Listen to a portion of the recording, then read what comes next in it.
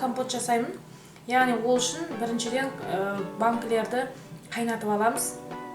Содан кейін қолымызға сливаны ұстаймыз да, оны яғни мынандай зубочисткамен тесеміз. Яғни бұл ауа шығарып тұрады. Сосын ұзақ уақыт сақталады. Яғни осылай осы табақтағы сливаны үшке бөліп мен саламын.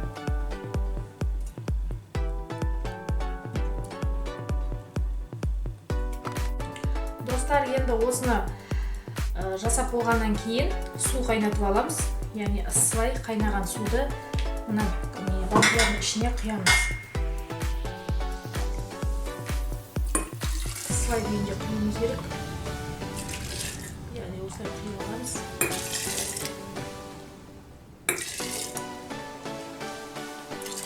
Содан кейін оның бетін жылы шүберекпен, яғни қалыңдау шүберек болса, 1 сағаттай жауып қоямыз. Яғни суымыз қайнаған болсын.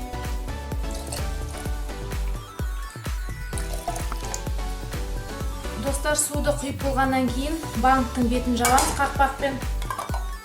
Болғаннан кейін жылы шүберекпен бетін жауып 1 сағаттай күтеміз.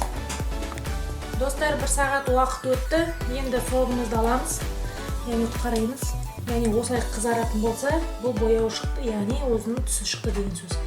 Бетіне мына қақпақты кигіземіз де, мына кастрөлдің ішіне құямыз қайта.